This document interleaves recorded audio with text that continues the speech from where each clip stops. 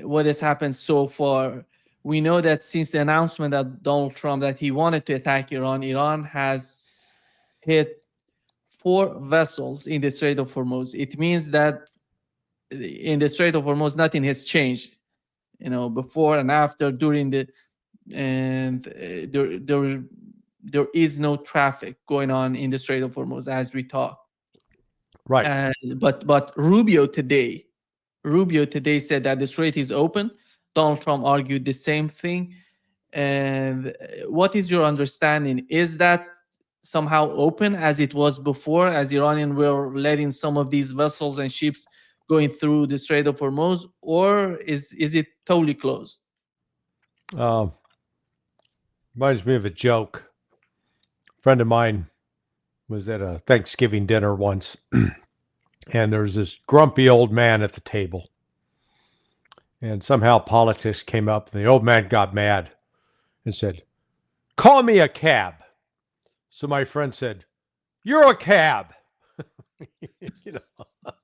Now, and then the man got even madder. Donald Trump claiming that the Strait of Hormuz, it's open. Just because you say it doesn't mean it's so. If he said, there's a unicorn running around my front yard. Yeah, just like the Strait of Hormuz is open. Both fantastical delusions. So, if that's what they want to believe. Yeah, it's open. Open for whom? To do what?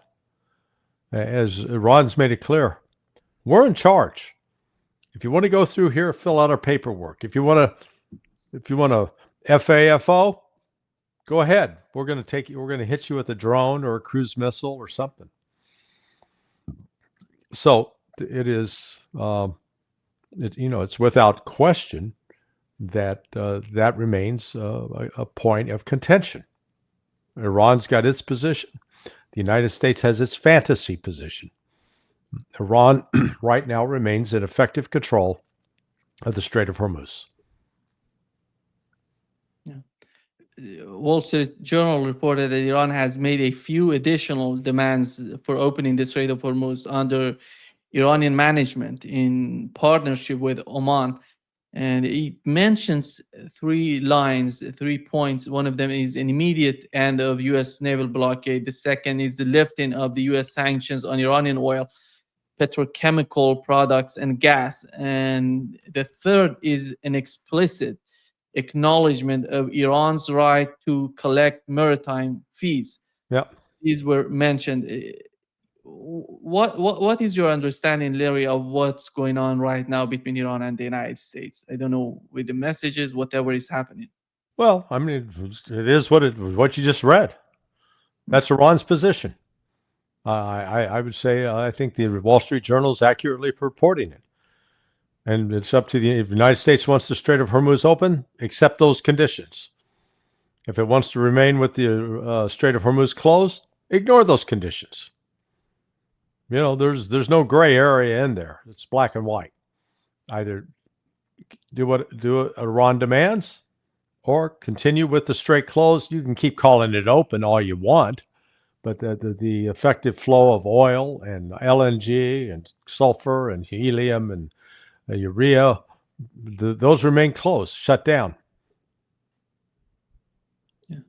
The article adds that besides all this, Iran will have control over inbound traffic into the Strait of Hormuz and supervision over outbound traffic through Omani waters. Sure. And this is one of the main concerns, and I think they're coming out with a new mechanism with the Strait of Hormuz between Iran and Oman.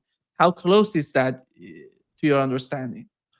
Well, I mean, I have no understanding or insight into it. I just go on what they've said in the past. Iran is going to administer the strait.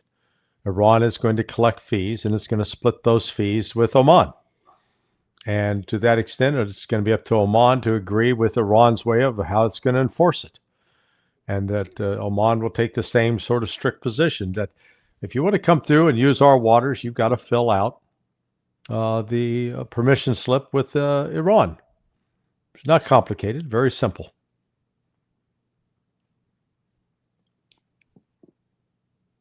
Why, in your opinion, Donald Trump has decided not to attack Iran? If you were to mention, because many people are saying TACO, and we know that's part of the Donald Trump's Well, recent history of attacking Iran. But what are the main points on his part not to attack Iran? hey, the United States isn't sitting on a big stockpile of missiles that it can afford to use. Every strike on Iran is going to further deplete what's already a limited supply, number one. And number two, requests, please, from Saudi Arabia, maybe Qatar, to, please don't attack Iran, because if you do, we're going to get attacked. Or if you're going to attack the targets you're talking about, we're going to suffer. Please don't. We've suffered enough. So I think a combination of those two may have played a decisive role in Trump's decision not to go forward. Well, again, we'll see what happens today, because Trump in the past said, "Hey, if you hit any ships, we're going to hit you." Okay, they've hit 4 ships today. Yeah. Is the United States going to retaliate? And then Iran also hit U.S. bases in Kuwait yesterday. So if the United States decides to retaliate for that, Iran's going to turn around and keep firing right back and do more damage, inflict more damage on U.S. Aircraft, personnel, and locations. Reuters reported that the United States is not running short. It almost zero. They have zero stockpile of PRSMs, and okay, start that over, because what you're saying is contradictory. You just said they are not running short, and then you're saying they are short. Yeah, they're short, but they said not running short, because when you say running short, it means that they still have some to be used. Okay. They say they have nothing left. Yeah. I assume that somehow they're not reporting on the reality, because are they talking about the CENTCOM? Are they talking about the main stockpile of the United States? When they're talking about prisms, they're talking about the whole thing. There's no more prisms available. I think they're right on that, because they had less than 100 to start with. And God knows how many to fire over the course of 25 days in July. If they're firing 2 per day, that's 50. But I think they were firing more. So yeah, United States has exhausted its stockpiles of prisms, THAADs, PAC-3s. Not sure how many. It said ATACMS as well. The article mentions ATACMS. Yeah, and even if the ATACMS, they still got some ATACMS in place. So what? You can only use them up in Kuwait against Avash? That's the surrounding town up in the northwest corner. Is it Avas? Which part? In Kuwait? No, in Iran. In Iran? Which part of Iran? The northwest part, the part that is near. Is it Avas or Adaz? What's the Ahvaz? Yeah, Avaz. Yeah, in the western part of Iran. Yeah. Close to the Iraqi border. That can be reached with the ATACMS from Captain Buring as an example. But other than that, it has no effect inside Iran, because it's just such a limited range. Yeah, but I assume they're gonna. Who's producing? Is it Lockheed Martin that produces this? I think so. ATACMS and PRSMs. Yeah. Because recently they have a new contract with them for 6 years. It doesn't matter. The contract doesn't matter. Do they have the material needed to produce those weapons? The answer is no. They need gallium. They don't have gallium. China controls 99% of the world's supply of gallium. The United States has 0. So they can make all the plan. Oh, we're going to let contracts and we're going to build X, Y, and Z, except they don't have the critical minerals they need.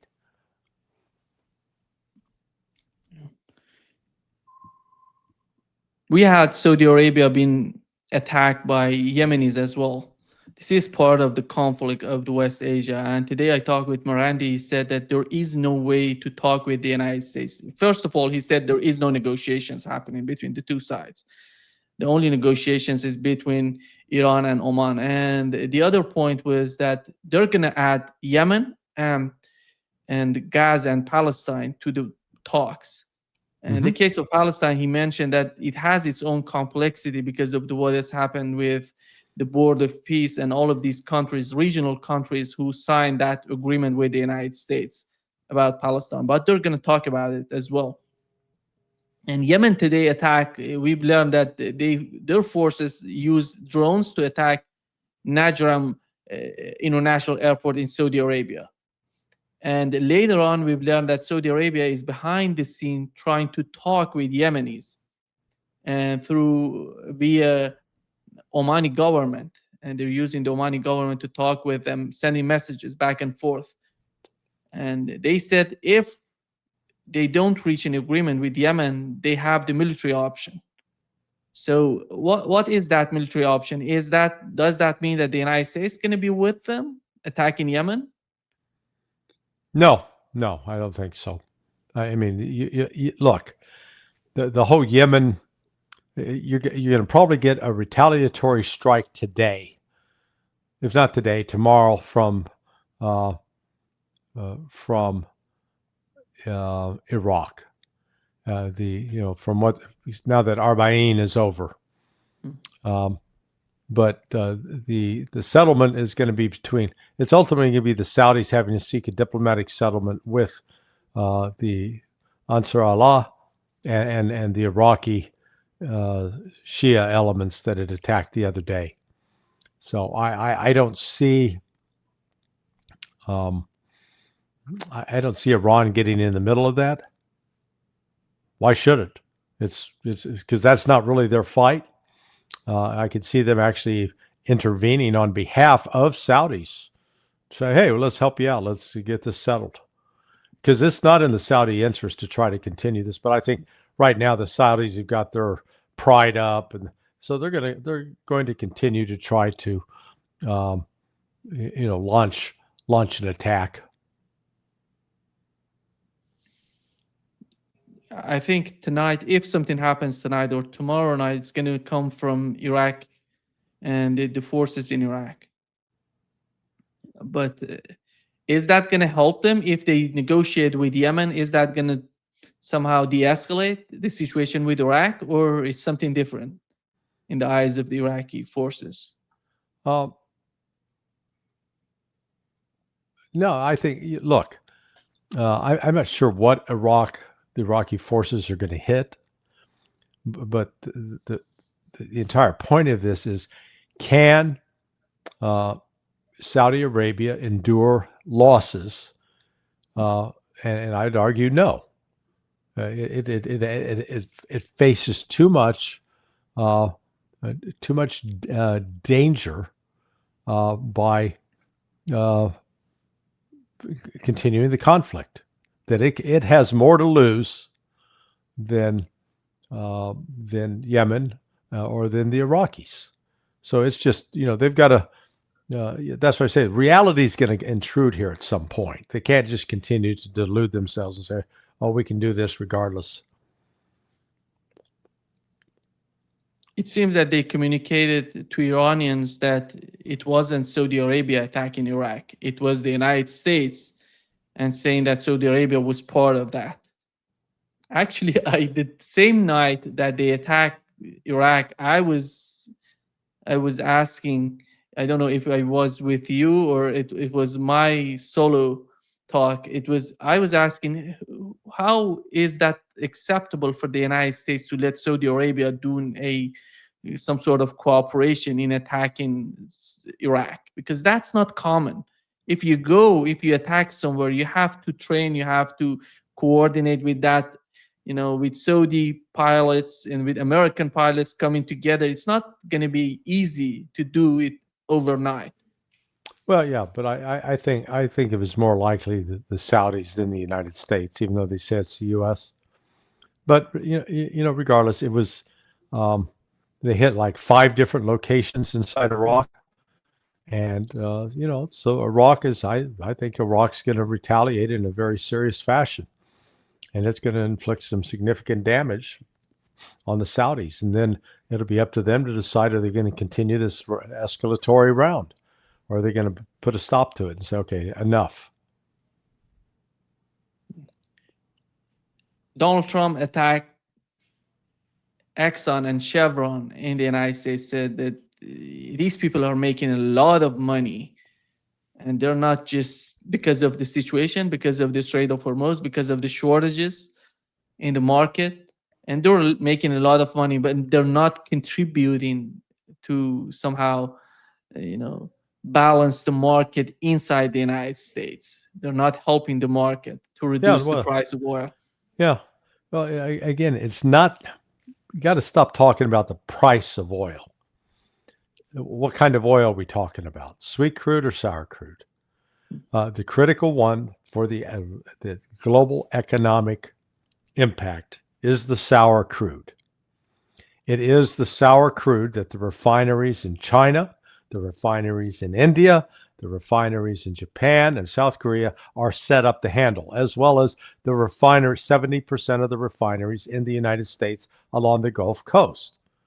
Those are set up to handle sour crude, high sulfur oil.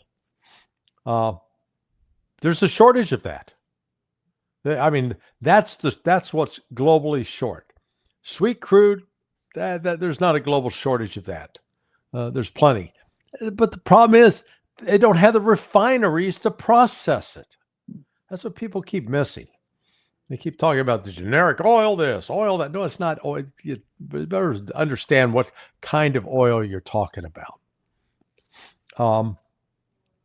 So you've got now a global shortage of diesel and aviation fuel, because that's one of that comes out of the middle distillates of what is processed from that high sulfur oil. And there's a global shortage of it. And that global shortage is being reflected in higher prices for diesel and higher prices for aviation fuel. So why does he need to attack these two huge companies? These were supporters of Donald Trump. They're making money. Donald Trump is part of that system. Well, what do you mean attack? Attack? He said that he's not happy with them. Well, they're not helping him. So he's not happy with them. Too damn bad. Because they're not helping him with the situation that he's in, because of the Strait of Hormuz, because of the pressure he's experiencing right now. This is the problem on his part. Some sort of desperation is happening, because on one side he sees that the Strait of Hormuz is so difficult for him to put an end to the conflict in the Strait, because after all, he has to give everything to Iranians. Right. There is no other way. And on the other hand, he sees at home these companies, they're not cooperating with him. That's why the question would be, how long does Donald Trump want to continue the conflict in the Strait, and how fast can they get a deal with Iran? I don't think they can get a deal with Iran. It's going to be a while. I don't see, because Trump isn't willing to make that deal. So, until such time as they make the deal, the markets are going to remain in turmoil. And he can yell at these companies all he wants about what are they supposed to do? They can't. They've got they're processing. There's a limited supply of high sulfur oil in the world because of the cutoff that took place in the Persian Gulf. 20 to 25% of the world's global supply of that sulfur oil came out of the Gulf. It's now no longer there. The United States used to take about 10% of what came out, 8 to 10%. So that's not crippling, but it still is. It's you're still down 8 to 10%. Imagine what it'd be like if your monthly income was cut 10%. There'd be less that you'd have available. So there's no quick fix for that unless the United States negotiates a deal. And even if they get the deal done today or tomorrow and the oil starts flowing, it's going to continue to be a shortage for at least another 40 days, minimum 40 days, and perhaps longer, because we still don't know what kind of condition the various oil fields, oil terminals are in the various Gulf Arab countries. Yeah. How do you think that would be in Iranian interest, or you see somehow Iran is just playing a game? They want, in my opinion, they don't want to help Donald Trump. There is no reason to believe that Iran wants to help Donald Trump with the situation he's in, considering the pressure. No, they're not looking to help Donald Trump. They're looking to help themselves. So the question is, what is in Iran's interest? Then helping themselves, it means that they're going to accept the, I don't know what can they, what would be the compromise for Donald Trump? What he's going to... Well, this compromise for Donald Trump is what Iran has said. We started the conversation with this. Israel out of Lebanon, lift the blockade, lift the sanctions on oil, and acknowledge that Iran's going to start collecting fees, tolls, whatever, user fee, environmental damage fees for every ship that passes through the Strait of Hormuz. And, accept all that, and the traffic starts flowing again. But I don't see Trump accepting that. But that's Iran's position, and I don't see Iran moving from that position at all. They're going to continue to insist, no, that this is our demand. Do you think that the situation with Yemen and Lebanon coming in is getting more complicated for Donald Trump? How so? In Lebanon, Israel is somehow trying to destroy some regions, I would say. Yeah. Remove the people from some regions in the southern part of Lebanon. It doesn't seem that there is any sort of positive sign that they're going to leave Lebanon. They're going to withdraw from Lebanon. Yeah, it would depend. If Professor Morandi is correct and Iran makes that one of those deal killers demand, then if the United States refuses to force Israel to do it, because the United States can force Israel to do it, despite all their tough talk and chest thumping, they are ultimately dependent upon the United States.